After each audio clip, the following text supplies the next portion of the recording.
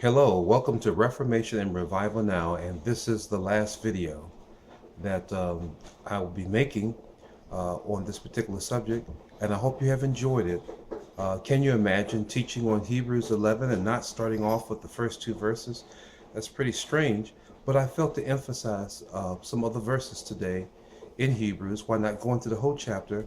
I think that what I've shared has been very helpful to many of you, because when you really think about it, some people say, well, it's how much you evangelize. And then some people say, well, it's how much you give. And then some other people say, oh, it's how much you pray and how much you fast. And all that is good.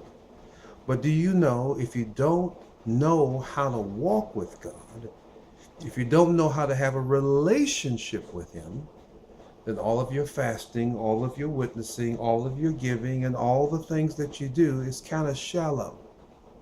You know, I am not familiar with Sultana Jones. I'm married to her. I have a relationship with her. And I really want to say that to some of you.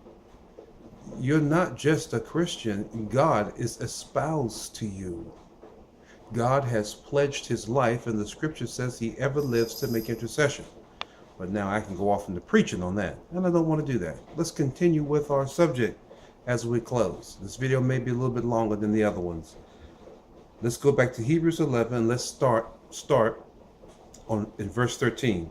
These all died in faith, not having received the promise, but having seen them afar off, and were persuaded of them, and embraced them, and confessed that they were strangers and pilgrims on the earth. For they that say such things declare plainly that they seek a country. And truly, if they had been mindful of that country from whence they had come out, they might have had opportunity to have returned. This was the first part that I made in the first two videos. I wanted to really emphasize that God is taking many of us, and all of us to some degree, to a new place in him that we'd never been before. But to be so mindful of the old place that we're used to, a lot of times that will be all we need to be imprisoned there, and we can't go forward. And I want to encourage all of you to continue to go forward. And then I'm going to take a look at the verses we read after that, on down to verse 24, and it says, by faith Moses, when he had come to years, refused to be called the son of Pharaoh's daughter, choosing rather to suffer affliction with the people of God than to enjoy the pleasures of sin for a season, esteeming the reproach of Christ greater riches than the treasures of Egypt, for he had respect unto the recompense of the reward. And we talked about seeing him as who is invisible. We don't see with these physical eyes. Some of us will get a chance to do that with the Spirit. We see with the Spirit, but most of the time, we perceive with the Spirit. Remember, Jesus said, those that worship him must worship him in spirit and in truth. So it's really by the Spirit that you know God. Some of us will have a vision, and some of us by the Spirit will see him physically. But most of us won't. Most of us will have this inner picture on the inside that is greater than what our natural eyes understand. And that's the living relationship with Jesus. When you are born again, that witness of the Spirit that comes to dwell in you is what should be guiding you and giving your ultimate vision. If your vision is only for something natural on the earth, even if it's Christian based, it's not the true vision. The true vision is heaven itself, going to live with Jesus forever and ever.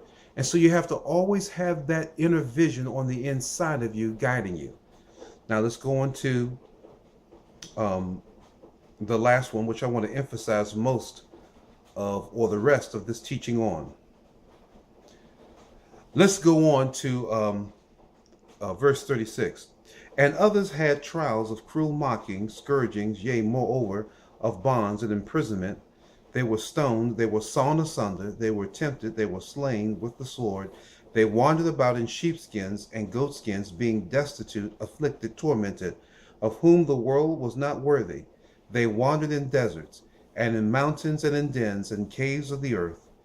These all, having obtained a good report through faith, received not the promise, God having provided some better thing for us, that they without us should not be made perfect.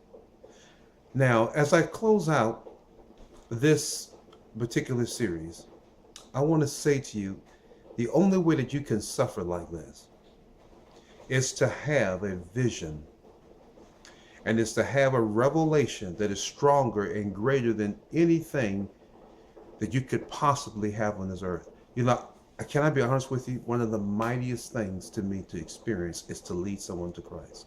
I can't think of anything more exhilarating. And that is something that you can take with you. But there is something that tops it. And that is your relationship with Jesus, between you and him. Nothing apexes your relationship with God, your relationship with Christ.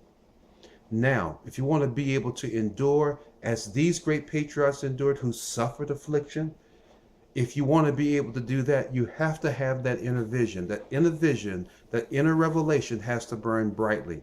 It has to be your torch, your candle that sees you all the way through. Now let me get you into the nitty-gritty. Verse 40, God having provided some better thing for us, that they without us should not be made perfect. There's a connection.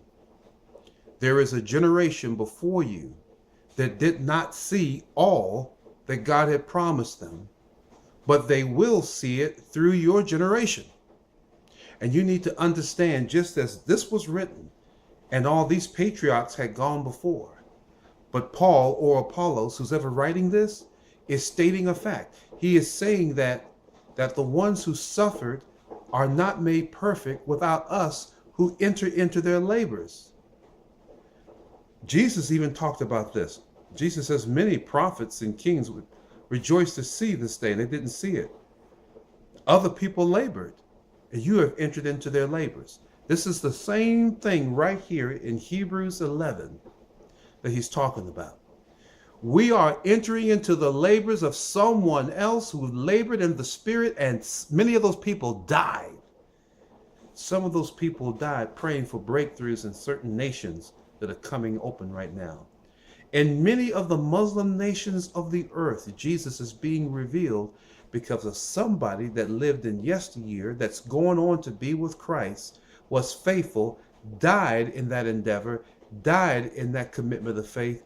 But now many Christians now are going in there and reaping a harvest because of what someone did faithfully in the past and served the Lord faithfully all the days of their life.